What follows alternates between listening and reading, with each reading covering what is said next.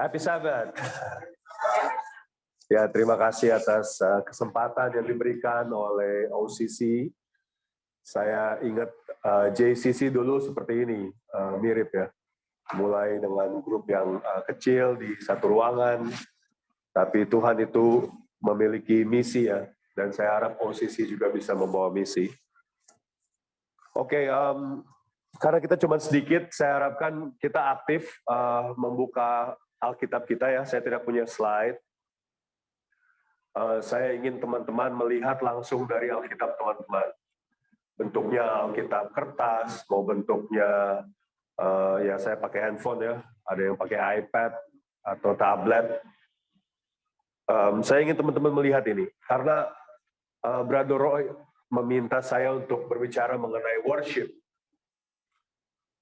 penyembahan yang benar ya. Tapi saya ingin membawa mindset kita justru kepada motif dari penyembahan. Kenapa sih kita menyembah Tuhan? Dan saya ingin teman-teman lihat langsung, karena yang saya akan bagikan, terus terang saya jarang dengar khotbah mengenai ayat yang satu ini, karena sedikit grafik memang, tetapi kita semua di sini adult ya. Dan saya ingin bagikan satu hal yang saya lakukan jika saya mempelajari Alkitab. Alkitab itu penuh dengan kata kiasan, teman-teman. Salah satu yang paling klasik, dan I want you to see this. Ayo kita pergi ke Genesis ya, Kejadian 2. Dan di Alkitab ini konsisten. Kalau kalian lihat satu kata ini, kalian akan tahu ini berbicara mengenai satu kiasan, dan saya ingin menggunakan ini untuk di belakang nanti menunjukkan bahwa inilah perbaktian yang benar ya. Kalau kita lihat ayat terakhir dari Kejadian 2 itu berbicara mengenai Adam dan istrinya. Dikatakan Adam dan istrinya dua-duanya telanjang tetapi tidak merasa malu ya. Dan Alkitab sebetulnya sangat spesifik dengan kata naked kalau bahasa Inggrisnya. Dan saya ingin teman-teman melihat itu bukan dari sisi ya naked, aduh malu, aduh jorok. Karena Alkitab menggunakan kata naked, sebetulnya itu berarti exposed. Dan dalam kiasan Alkitab, setiap kata naked itu adalah exposed to the judgment of God. Jadi Adam dan Hawa, dua-duanya telanjang tetapi tidak merasa malu. Kenapa? Tidak exposed. Kalau kalian lihat Genesis 3 ayat 7 di bawahnya ya, ini pada saat mereka baru sadar mereka melakukan mereka melanggar perintah Tuhan. Kalau kita lihat ayat 7, ada yang bisa baca nggak nih? Yes.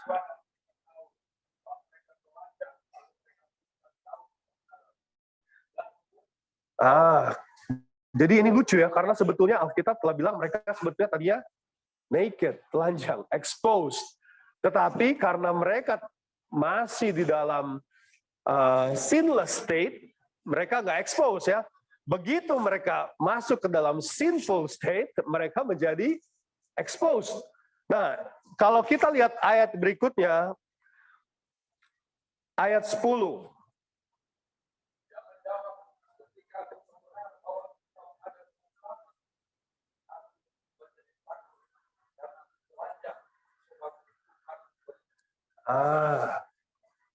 Sinless state, we are exposed to God, tetapi tidak ada rasa malu menurut Alkitab. Sinful state, we are exposed to God, dan kita merasa takut. Dan satu ayat lagi di Kejadian 3, come on, ya saya tahu ayat saya yang baca terus, kalau yang bisa baca dari teman-teman silakan. Ayat 21, I love this part on the Bible because it's very important. Ayat 21.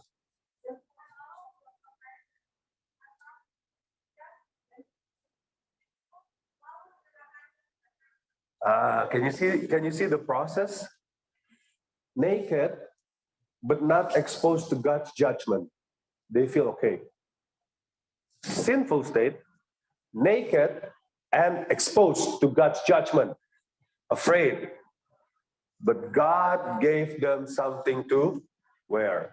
Tuhan memberikan pakaian untuk mereka kenakan. The whole Bible, teman-teman, berbicara mengenai konsep ini.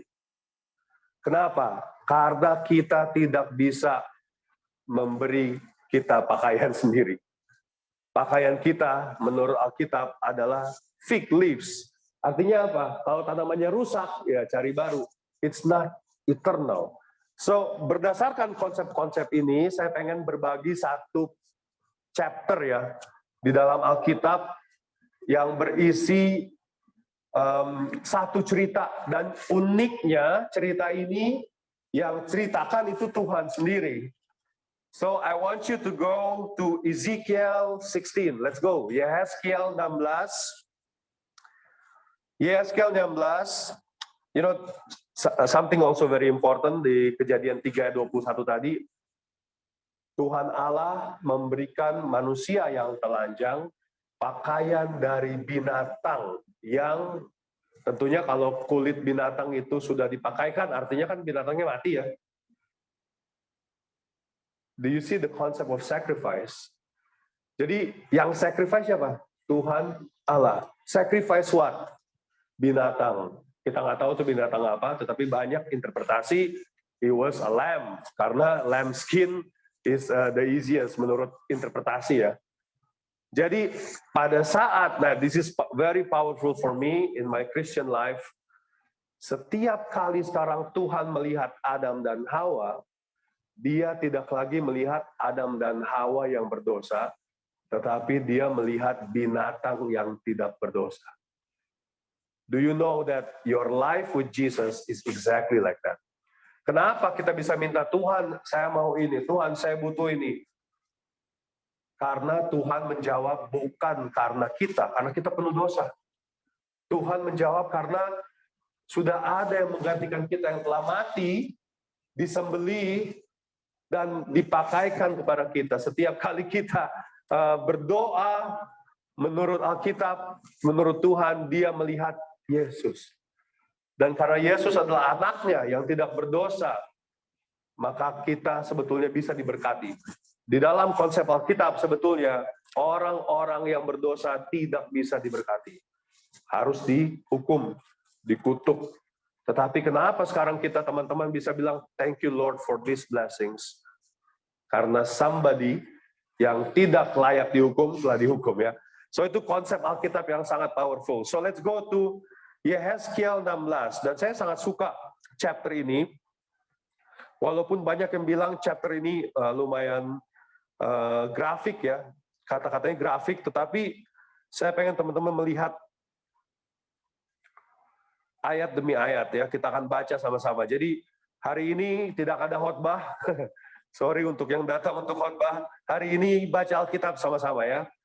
Let's go to Ezekiel, Yehezkiel. So sorry, let me move to. Oke, Yehezkiel 16. Kalau kita lihat ayat pertama, dikatakan ini adalah firman Tuhan. Jadi Tuhan yang bercerita. Dan sebetulnya kalau kita lihat chapter-chapter sebelumnya dan chapter-chapter sesudahnya, Tuhan sangat aktif. Kalau kita bisa bilang curhat, mungkin curhat. Kenapa? Karena kita lihat ya, hai anak manusia, beritahukanlah pada Yerusalem perbuatan-perbuatannya yang keji. Dan kita akan lihat, Tuhan menceritakan kisah hidup kita, kisah hidup saya, kisah hidup teman-teman dalam satu chapter. Kita lihat. Beginilah firman Tuhan, ayat yang ketiga. Asalmu dan kelahiranmu ialah dari tanah Kanaan, ayahmu ialah orang Amori dan ibumu orang Heti. So, tanah Kanaan di dalam sejarah Israel adalah tanah yang terkutuk. Makanya orang-orang Kanaan itu sebetulnya dikutuk Tuhan. Makanya Israel mau ambil tanahnya kan. Jadi kalau kita lihat, ayat ini mulai dengan kelahiranmu atau asalmu itu sudah terkutuk. Dan kalau kita berpikir, dan ini saya akan bawa, kenapa kita harus memuji Tuhan? Motif untuk memuji Tuhan yang paling tepat datang dari kesadaran bahwa kita punya background yang tidak baik. Sebaik-baiknya kita merasa diri kita, kayaknya saya nggak pernah nyolong, kayaknya saya nggak pernah begini, kayaknya saya nggak pernah begini. Our background is already evil, is already cursed, menurut Alkitab. Look at this, ayat 4, kelahiranmu begini. Waktu engkau dilahirkan, pusatmu tidak dipotong, dan engkau tidak dibasuh dengan air supaya bersih, juga dengan garam pun engkau tidak digosok atau dibedongi dengan lapin. Kalau kita lihat proses kelahiran seorang bayi ya, di mana dia harus dibersihkan dulu. Dibersihkan kan ya? Teman-teman yang udah punya anak pasti udah tahu ya. Bayi itu kan actually very dirty dengan amniotic fluid, dengan blood dari ibunya ya. Jadi biasanya kalau kalian lihat di foto-foto tuh yang bayinya udah cantik banget ya udah dibersihin. Ya udah dibersihin. Karena natural state-nya nggak kayak gitu. Begitu keluar, it's very messy. Dan sebetulnya Alkitab pengen menunjukkan that was our state. Kita sebetulnya dilahirkan dalam dosa. Daud bilang ya, dari kandungan pun saya sudah berdosa. Sampai saya keluar, saya tetap berdosa. So, let's continue. Karena ini sebetulnya cuma prelude kepada yang saya pengen bagikan. Tidak seorang pun, ayat 5 ya, tidak seorang pun merasa sayang kepadamu, sehingga diperbuatnya hal-hal itu kepadamu dari rasa belas kasihan, malahan kau dibuang ke ladang, oleh karena orang pandang enteng kepadamu pada hari lahirmu. It talks about a baby yang tidak dibersihkan, yang ditelantarkan. Apa yang terjadi kalau bayi lahir ditelantarkan? Can a baby live? The baby cannot live. Kalau kita sadar state kita sebagai manusia, dan kita sadar bahwa kita adalah bayi yang lemah, yang lahir dengan penuh dosa, darah di sini adalah dosa, impurities ya, menurut Alkitab itu adalah dosa. Dan kalau kita lihat ayat berikutnya, lebih grafik lagi. Come on, let's read this. Maka aku lalu dari situ, aku di sini adalah Tuhan, dan kulihat engkau menendang-nendang dengan kakimu sambil berlumuran darah. Jadi bayinya ini lahir, nggak ada yang peduli, lahir dari ayah dan ibu yang terkutuk, tidak ada yang peduli, menendang-nendang dalam darahnya sendiri. Tetapi apa kata Tuhan di situ? I like the English version. You know, the English version says, I was passing by, and then I saw you kicking in your own blood, and then I say, live. Tuhan lewat, kita bayi yang tidak punya kekuatan, tidak punya sesuatu yang bisa dibanggakan, we are baby, we are powerless, dan Tuhan lewat, dan Tuhan bilang, kamu harus hidup. So you see the first jewel of grace. Did the baby deserve it? Maybe, maybe not, we don't know about the story. Tetapi Tuhan lewat dan Tuhan bilang, live. Dan inilah cerita kita ya. Do we deserve salvation? Saya pengen share, dan saya sering share ini di JCC. Kenapa manusia itu sangat evil sebetulnya di mata Tuhan? Pada saat Tuhan panggil malaikat, malaikat tunduk dan menyembah. Tuhan panggil matahari, bulan, bintang, kamu bergerak di sini, tidak boleh keluar orbit, semua turut. Nggak ada yang keluar orbit. Gunung, kamu ada di sini, laut ada di sini, semuanya ikut, semuanya tunduk kata Tuhan. Kalau kita lihat alam itu dia penuh dengan siklus. Dan siklus itu adalah siklus yang diberikan oleh Sang Pencipta. Semuanya turut apa kata Tuhan.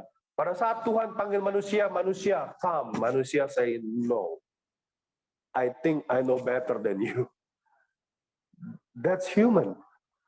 Kita merasa kita tahu. Dan kita sering berdebat sendiri di antara kita, gimana sih worship yang benar? Apakah harus begini, harus begitu? Ya kita sendiri terbatas. Siapa yang tahu worship yang benar 5.000 tahun lalu, 4.000 tahun lalu? Nggak ada yang tahu. Kecuali ada yang baca buku ya. Dan lucunya orang yang baca buku itu akan selalu merasa, oh gue udah baca bukunya. Ya.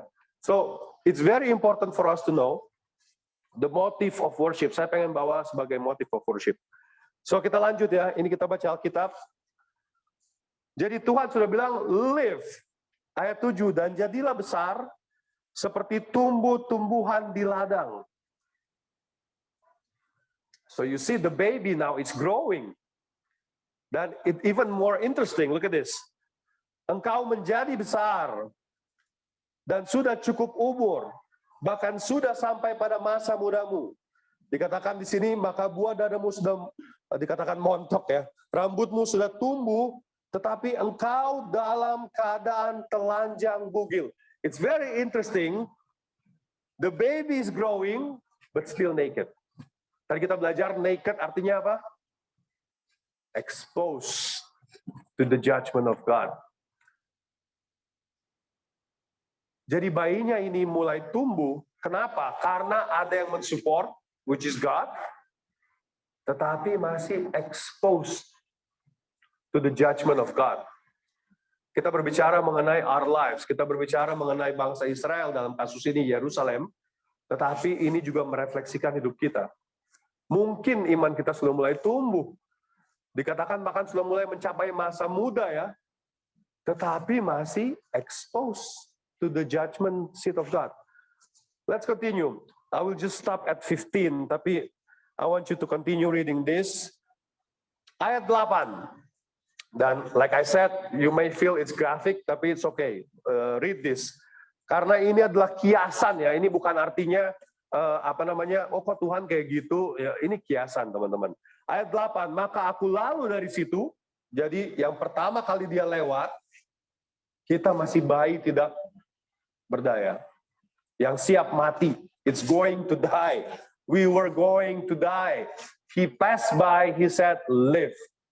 Yang kedua, maka aku lalu dari situ dan melihat engkau, dan sungguh engkau sudah sampai pada masa cinta birahi, aku menghamparkan, and this is very important. Bahasa Inggrisnya gini, you were ready for love. And what did God do? Aku menghamparkan kainku kepadamu, kain siapa? Kain Tuhan, dan menutupi auratmu. Remember, naked is what? Exposed. God took his clothes and cover the exposure. Kalau kita merasa kita berdosa di mata Tuhan, kita harus baca ayat ini sekali lagi dan merasa ternyata Tuhan sangat aktif untuk menutupi kita. Bahkan Raja Daud punya a very famous text on this ya, di Psalm ya. Dia bilang, blessed is the one whose sins is forgiven. Blessed is the one whose God didn't take into account their sins. Which is weird. Karena Tuhan itu adalah hakim. Kenapa bisa dosa yang tidak dia lihat? Raja Daud, teman-teman, dan ini you can read it in 2 Samuel atau 1 Samuel, saya lupa. Pada saat dia berdosa dengan Bersheba, dan kan if you remember the story ya, Nathan kan datang ya. Nathan pakai perumpamaan, ada orang punya lembu banyak, domba banyak, tapi yang satu cuma punya satu. Tetapi orang kaya ini dia ambil, kemudian dia korbankan untuk tamunya. Raja Daud kan marah ya, dia bilang, orang itu harus dihukum mati. Dan Nathan bilang begini, you are the man, my king. Dan kemudian, it's very interesting, karena the next verse, you can search for it, we don't have time to go for it, tapi you can search for it. The next verse, dia bilang begini, aku telah berdosa terhadap Tuhan. Dan Nathan bilang, engkau tidak akan mati, Tuhan telah mengambil dosamu. It's weird. Why? Because sin equals to death. How do you know that? Romans 6, dia bilang, upah dosa ialah maut. Kenapa dalam kasus Daud, I have sinned against God, you will not die because God has taken away your sin. That was the exact word. Tuhan telah mengambil dosamu. Ini sama teman-teman. Kita balik lagi ke Yeskiel ya. Let's finish this. Aku menghamparkan kainku kepadamu dan menutupi auratmu. And this is even more powerful. Look at this. Dengan sumpah, aku mengadakan perjanjian dengan engkau. Kalau kita berbicara mengenai perjanjian, bahasa Inggrisnya itu covenant. And it's very interesting, karena Tuhan yang menginisiasi perjanjian dengan siapa? Dengan kita. Sekarang begini, kalau kita ngomongin manusia deh ya. Dan by the way, perjanjian dengan Tuhan di sini adalah pernikahan sebetulnya. Dikatakan dalam bentuk pernikahan. Dikatakan dengan sumpah pernikahan. Aku mengadakan perjanjian dengan engkau. Demikianlah firman Tuhan Allah. Dan dengan itu, you are mine. That's what the Bible said ya. So, ayat ini menunjukkan bahwa setelah Tuhan menyelamatkan kita dari dosa, remember you were the baby, helpless baby in your sins. God took you in and said, live. When you're growing in your faith, God said, I clothe you with my clothing. Artinya, dosamu tidak akan aku perhitungkan lagi. Dan ini biblical, teman-teman, ini biblical. Micah 7 ya. Salah satu ayatnya bilang, engkau telah membuang dosaku ke dasar lautan. It's very interesting. If you want to talk about worship, sekali lagi, kita harus tahu kenapa kita worship Tuhan. Karena saya sering ngobrol dan sebetulnya dengan istri saya juga ya, kenapa Tuhan selalu sepertinya harus disembah? And this is why we need to know this background. Karena kita kayak bayi tadi. We're not supposed to live. Bayi itu harusnya mati di dalam kotorannya sendiri. Di dalam darahnya sendiri, harusnya dia mati, teman-teman.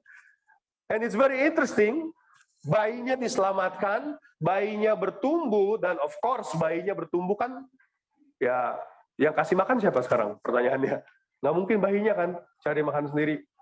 Do you know that when your faith is growing, it's because of God makes it grow. Tuhan yang memberikan kita makan ya. Ini kalau kita ngomongin kiasan rohaninya, it talks about faith. Dan kemudian dikatakan, aku menutup auratmu dengan kainku, artinya Tuhan sekarang memakaikan jubahnya, sehingga setiap kali Tuhan melihat kita, He's actually looking at Himself. To be more precise, He's actually looking at His Son.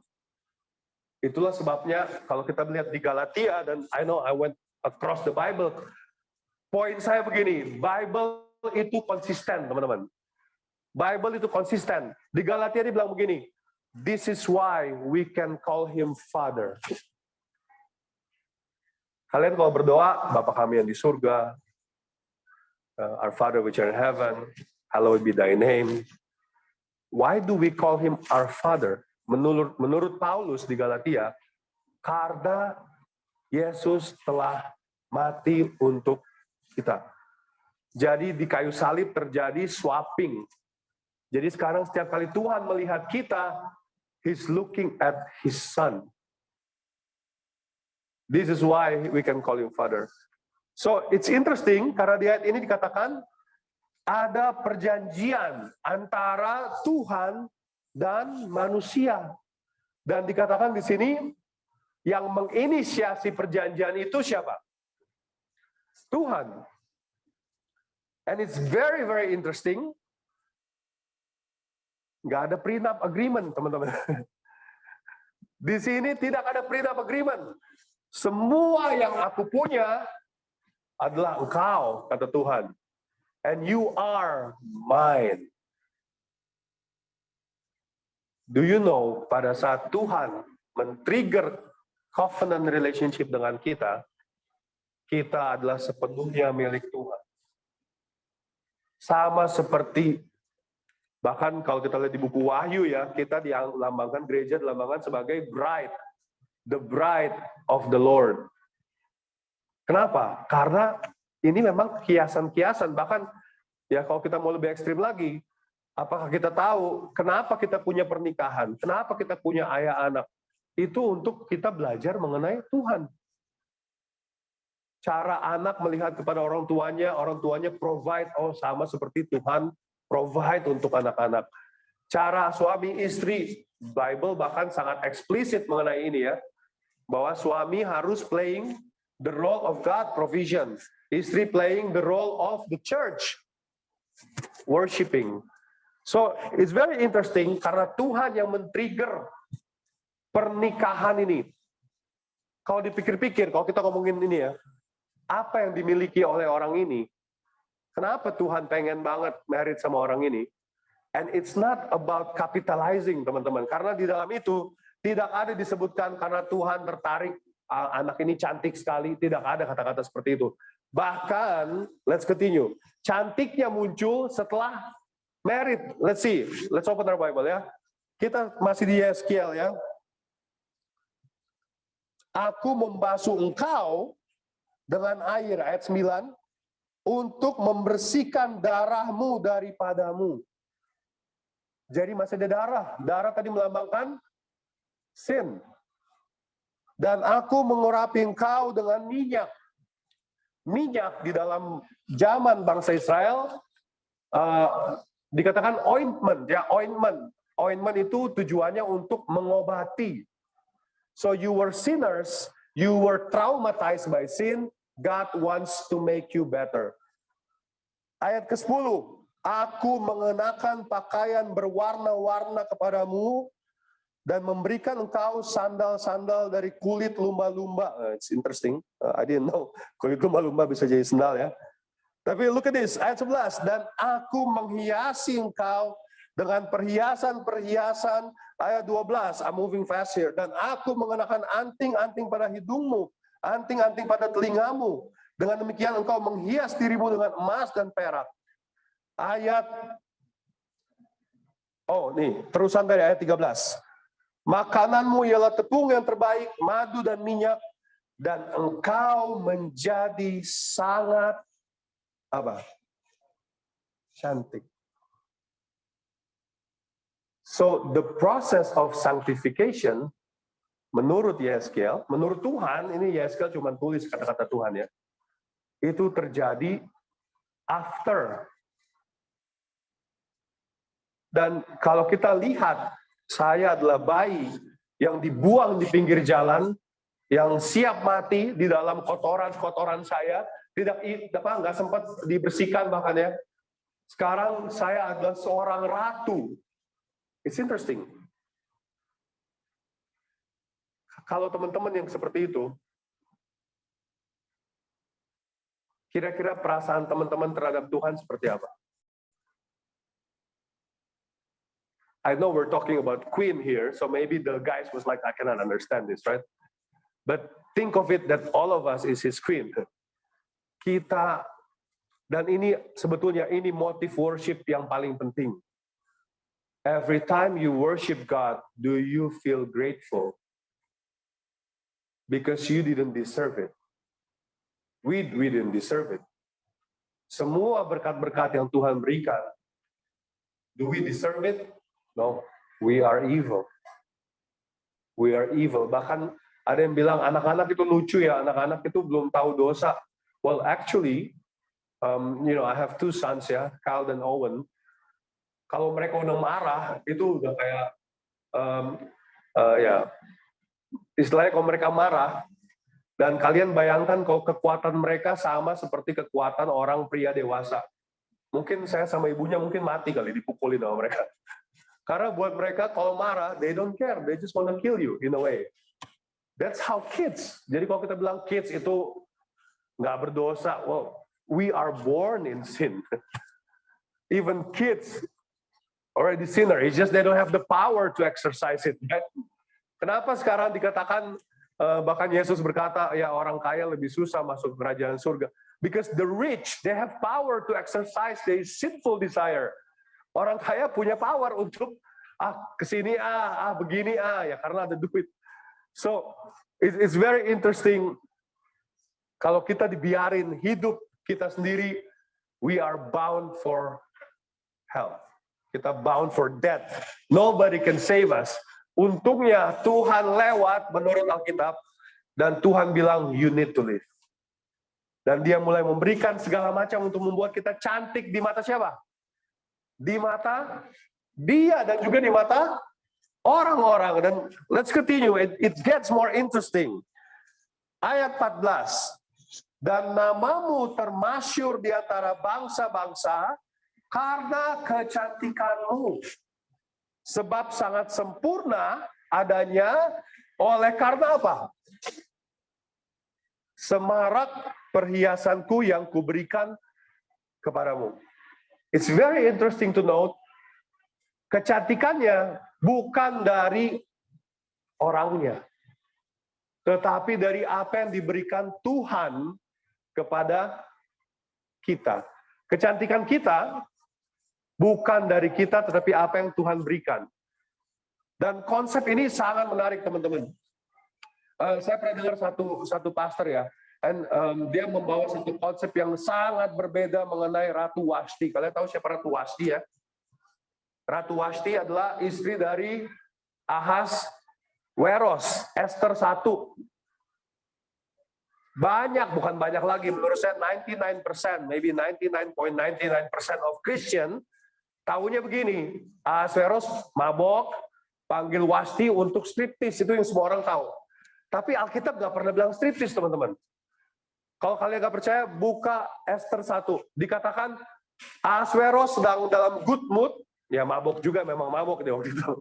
Dia bilang, panggil Wasti untuk mempertontonkan kecantikannya. Itu banyak dianggap orang disuruh striptis. Tapi nggak pernah ada kata-kata striptis di situ. Kenapa Raja Ahasweros ingin menunjukkan kecantikan Wasti? Kalau kita lihat Yeskiel, karena kecantikan ratu, itu datangnya dari raja. Dan bahkan Esther 2 dikatakan Esther adalah wanita muda.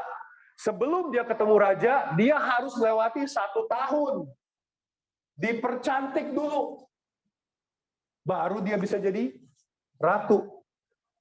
So the beauty of the church actually coming from God.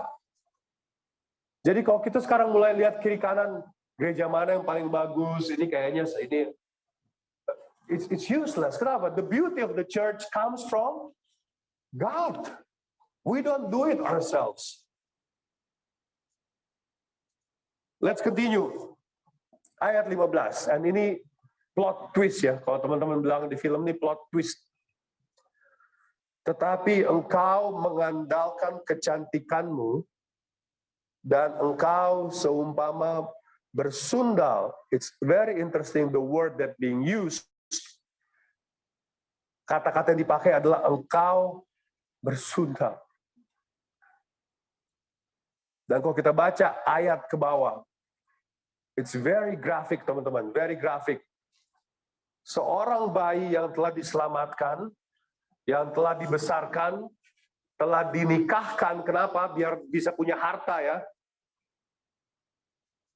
Dikatakan engkau mulai menggunakan kecantikanmu untuk dirimu sendiri.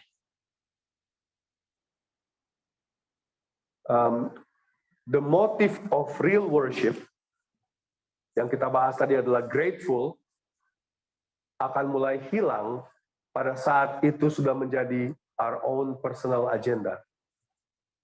Oh, it's about me. Kita lupa berapa tahun yang lalu we were a baby that's supposed to die. Sekarang kita udah ratu. Dan Alkitab bilang engkau mengandalkan kecantikanmu. Ayat 17 atau 18 dibilang begini. Engkau menjual perhiasan-perhiasan yang aku berikan kepadamu. Dan memberikannya kepada your lover. It's very interesting. The grace of God, jangan lupa, jewel di dalam Alkitab itu sama seperti grace of God. The grace of God diberikan kepada kita dan kita jual. that grace of God. So, kalau kita terus ya membaca dari Yeskel 16 ini, teman-teman akan merasa ya mungkin sedikit pusing. Kenapa? Very graphic. Dan kalian jangan merasa, aduh orang ini jahat banget. The Bible is talking about me, about you. Berapa banyak Tuhan telah memberikan berkat pada kita, dan kita setiap kali ada pilihan Tuhan atau yang lain, hampir pasti pilihannya yang lain. And I want you to see what God feels.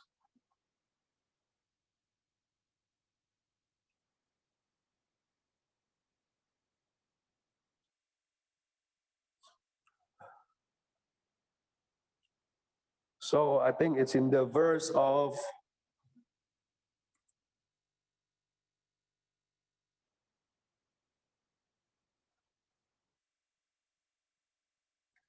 Okay, I'm scanning.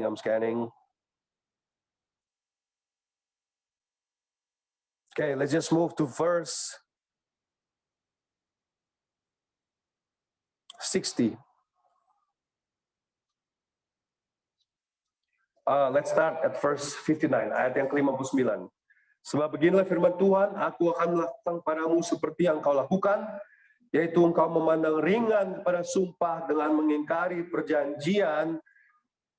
Dan ayat ke-60, tetapi aku akan mengingat perjanjianku dengan engkau pada masa mudamu, dan aku akan meneguhkan bagimu perjanjian yang kekal. It's very interesting.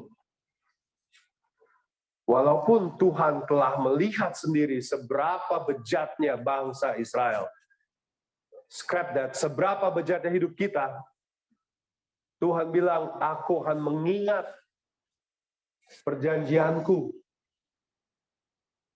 dan aku akan meneguhkan perjanjianku. Mengingat perjanjianku yang dulu, dan meneguhkan perjanjianku dengan perjanjian kekal. Di dalam Alkitab ada dua perjanjian, dan sebetulnya kita tahu itu di dalam Alkitab kita karena dibagi bahasa Indonesianya perjanjian lama dan perjanjian baru.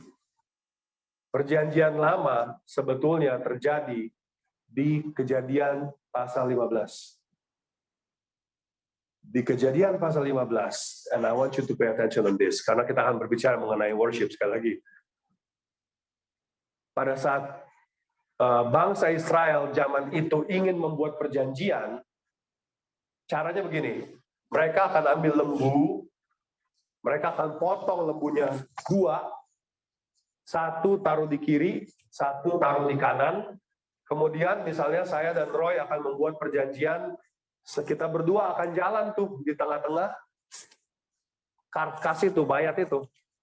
Kenapa? Karena perjanjian itu akan bilang seperti ini, aku akan mengikuti the terms ya dari perjanjian. Kalau enggak, aku akan menjadi seperti karkas ini. Nah, yang terjadi pada waktu itu Kejadian 15. Yang harusnya berjalan adalah Allah dan Abraham. Ini perjanjian lama. Saya belum bicara mengenai perjanjian kekal. Ini perjanjian, the first covenant. Yang terjadi, Abrahamnya ketiduran, teman-teman. And this is true story. Look at Genesis 15. Dan dikatakan pada saat Abraham bangun, dia lihat Allah yang berjalan di antara mayat-mayat itu. Kalau cuma satu orang yang berjalan, apa artinya? Harusnya kan dua orang nih. Misalnya saya dengan Papa Dian ya berjalan. Kalau saya nggak ikut dengan termnya Papa Dian, saya akan seperti karkas ini. Sama, kalau Papa Dian nggak ikut terminologi saya atau term saya akan menjadi seperti karkas ini. Apa termnya dari Tuhan? If you follow my commandment, I will bless you. If you don't follow my commandment, I will curse you. Itu perjanjiannya seperti itu. Tapi yang terjadi adalah hanya Tuhan yang berjalan. Pada saat Tuhan berjalan yang terjadi seperti ini. If human follow my commandment, I will bless them. But if human did not follow my commandment, I will prepare for them someone that can be cursed. Tuhan yang berjalan di situ, teman-teman. Itu perjanjian pertama. Perjanjian yang kedua, dan itulah perjanjian kekal. Tuhan Yesus yang bilang, darahku akan menjadi perjanjian kekal. Jadi dikatakan di dalam Yeskel, aku akan mengingat perjanjianku yang lama, aku akan meneguhkan perjanjianku yang kekal. Dan Tuhan telah melakukannya itu sekarang. Sekarang kita punya perjanjian yang kekal. Yohanes 3 ayat 16, if you believe, it's very interesting, karena yang dulu terminologinya adalah if you follow, you will be blessed, if you don't follow, you will be cursed. Perjanjian yang kekal adalah if you believe, then you shall be saved. Kenapa? Karena semua curse-nya sudah jatuh ke Tuhan Yesus di kayu salib. So, Yeskel 16 sebetulnya memberikan background seberapa bejatnya manusia. Dari keadaan yang tidak berdaya, dan ini bukan cuma ngomongin bayi tadi ya, berapa banyak dari kita yang bilang, Tuhan tolong bantu saya, Tuhan tentu saya perlu sukses. Begitu sukses, kata kuncinya tadi apa? Bersunda. Bersunda artinya apa? Tidak lagi menghargai Tuhan sebagai pemilik kesuksesan kita. Ingat, kesuksesan kita tadi siapa yang bikin? Kecantikan kita siapa yang bikin? Tuhan. Banyak waktu kita masih bayi, God help me. I need this, right? I need that. I need this job, I need this career. Begitu Tuhan sudah kasih, I'll do whatever I want. Yaitu Yeskel 16, teman-teman. Dan kabar baik ya, ayat terakhir dia bilang, aku akan mengingat perjanjianku dengan engkau. God never forsake us. God never forsake us. So, apa hubungannya dengan worship? Di dalam Alkitab, dan ini ayat terakhir saya, di dalam Alkitab, menurut saya, penyembahan yang sejati itu hanya terjadi di surga. Dan saya ingin teman-teman lihat, ada dua lagu worship yang terjadi di surga. Okay, so don't get tired yet, don't get sleepy yet. Revelation 4, ayo kita buka Wahyu 4. Ini lagu yang pertama, teman-teman. Dan ini berhubungan dengan bagaimana kita memuji Tuhan. So Revelation 4, Wahyu 4. Kita lihat ayat yang ke-11. Mungkin bisa baca saudara kita di sini. Ya, Wahyu 4 ayat yang ke-11. Tuhan dan Allah kami, Engkau layak menerima pujian dan hormat dan kuasa. Sebab Engkau telah menciptakan segala sesuatu oleh karena kehendak. Oke, so kalau kita baca ayat ini, kenapa kita perlu memuji Tuhan? Dikatakan sebab Engkau telah menciptakan. Dalam bahasa Inggris dikatakan, you are worthy to be praised, God, because you created me. You are worthy to be praised, God, because you created me. Jadi kalau kita merasa apa sih motif worship yang sebetulnya ya, banyak orang masuk gereja, tapi nggak mau nyanyi, nggak mau ngapa-ngapain. Ya, kita harus ingat, kita tuh ciptaan. Itu menurut Revelation 4. Tapi yang saya pengen bahas yang berhubungan dengan dengan Ezekiel 16 tadi, ada di Revelation 5. Karena itu lagu yang kedua. Bahkan dikatakan cuma ada 2 lagu di surga. Satu, dari orang-orang yang tidak pernah berdosa. The reason they praising God is because they are created. Mereka ciptaan. Tuhan pencipta. Mereka memuji Tuhan. Bagaimana dengan kita? Yang sudah sama seperti Yeskel 16 melewati proses kehidupan yang sebetulnya kalau kita bandingkan orang-orang yang tidak pernah jatuh pun tidak akan tahu ya. Creation tidak jatuh tidak akan pernah tahu. Tapi lagu yang kedua dikatakan nyanyian baru It's very interesting karena yang tahu lagu ini hanya orang-orang yang pernah ada di dunia. Untuk Wahyu 5. Wahyu 4, itu yang tahu lagu worship di surga itu orang-orang yang tidak pernah berdosa. You are worthy to be praised God because you created us. Wahyu 5, ayat yang ke-9, dikatakan nyanyian baru. Kenapa? Orang-orang yang tidak pernah jatuh di surga, mereka nggak tahu lagu ini. Kenapa mereka nggak tahu lagu ini? Look at this. Ayat yang ke-9, dan mereka menyanyikan suatu nyanyian baru, katanya, engkau layak menerima gulungan kitab itu dan membuka meteranya, karena engkau telah disembelih. They're talking to Jesus. Dengan darahmu engkau telah membeli mereka bagi Allah, dari setiap suku-suku dan bahasa dan kaum dan bangsa, dan engkau telah membuat mereka menjadi suatu kerajaan dan menjadi imam-imam bagi Allah kita, dan mereka akan memerintah sebagai raja di bumi. Dikatakan ayat yang ke-12, anak domba yang disembelih itu layak untuk menerima kuasa dan kekayaan dan hikmat dan kekuatan dan hormat dan puji-pujian. Ya, kemudian sampai selama-lamanya, ayat yang ke-14 ya. So lagu yang kedua berhubungan dengan Yeskel 16, berhubungan dengan orang-orang yang telah mengalami dosa.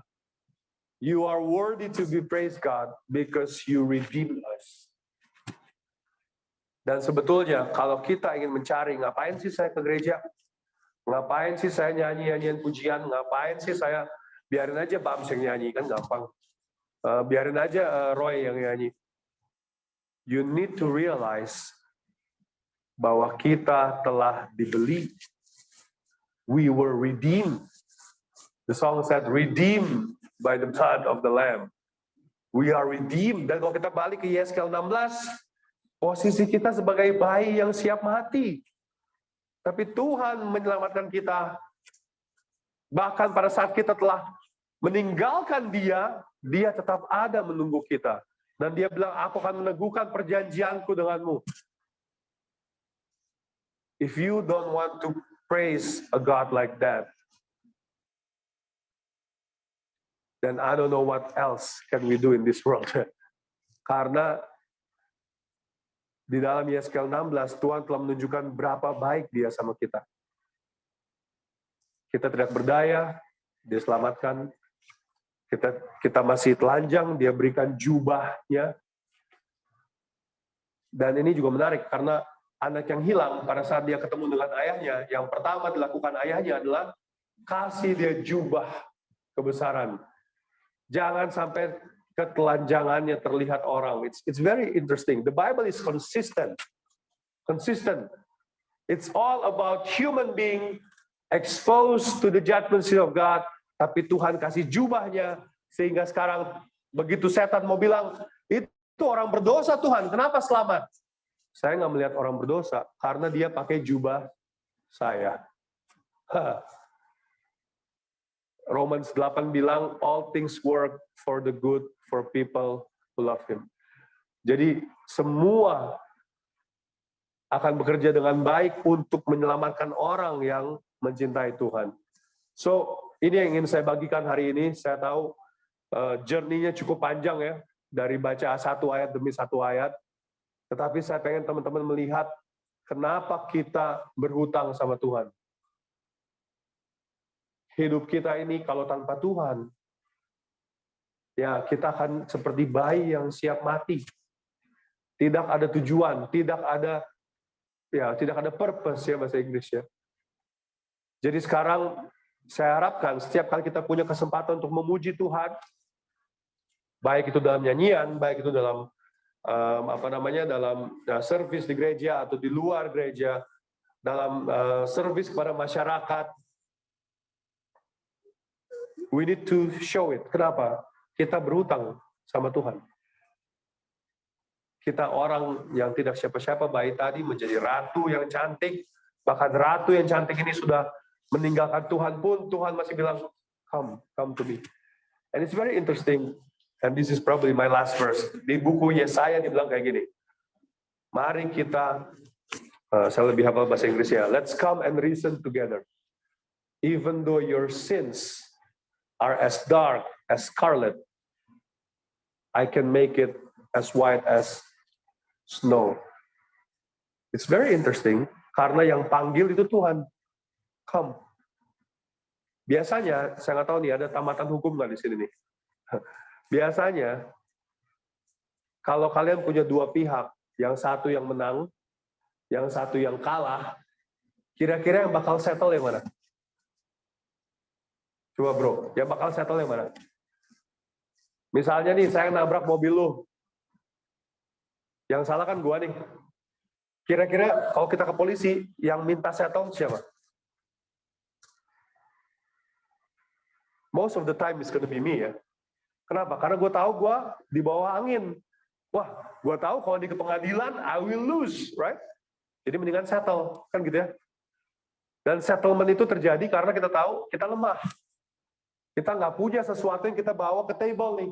Makanya settle, biar jangan sampai ke court, biar gue nggak masuk penjara, kan gitu ya. Di dalam kasus Tuhan, yang panggil come, let us settle together. Itu Tuhan. And it's very interesting, karena dia bukan dalam posisi lemah. Why do God want to settle with us, padahal yang salah kita? Because He loves us. He doesn't want us to go through difficulties. Dan, my brother, my sister, the Bible is always consistent. Berkali-kali di Alkitab, bahkan, do you know, menurut Romans, orang-orang yang akan ke surga, itu cuma orang-orang yang memilih nggak mau ke surga. Itu menurut Romans. Ada konsep dibilang, God let them go. Kenapa? Kalau orang-orang yang kalian bayangin, kalau kalian benci Tuhan, terus kalian masuk surga, terus kalian harus worship Dia seumur hidup, it will be a curse for you. So you better be now. So it's an act of love. Even that is an act of love. Bayangin kalau kita nggak suka Tuhan. Aduh, udah dipanggil lagi sama malaikat nih, worship lagi. Aduh, ya masalahnya ini bukan cuman, ya dulu waktu ayah saya kita masih kecil-kecil ya. Aduh, jam 6 pagi, aduh. Pengen cepet-cepet keluar rumah biar nggak perlu ikut itu. Masalahnya di surga selama-lamanya. Nggak ada kata endingnya. So if you make it to heaven, and if you don't love God, it's a curse for you. It's a curse, tiap hari harus, aduh, I need to worship someone that I don't like. Nah, makanya Romans 1 bilang, for those people, God let them go. Let them go artinya apa? If they choose to come back, God will take them. And it's very amazing how our God is, you know.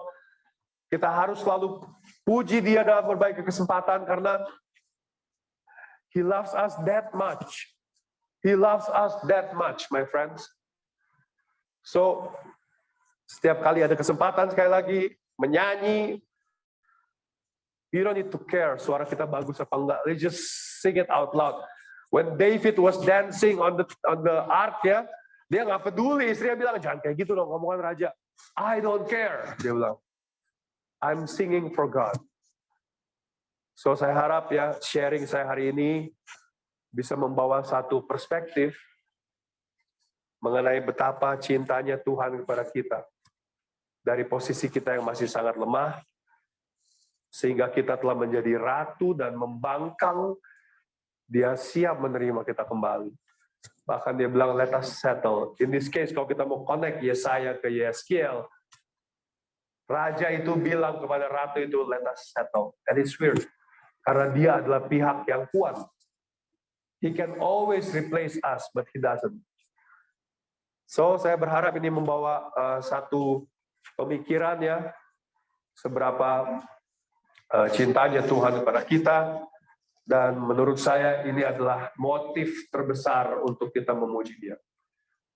It doesn't matter what kind of worship you have, the most important thing is the motive. Do you have reason to praise God? Punya nggak sih kita alasan untuk memuji Dia? In this case, we have one now. Yeskiel 16 ya. Okay, so let's pray. Let's close with a prayer. Mari kita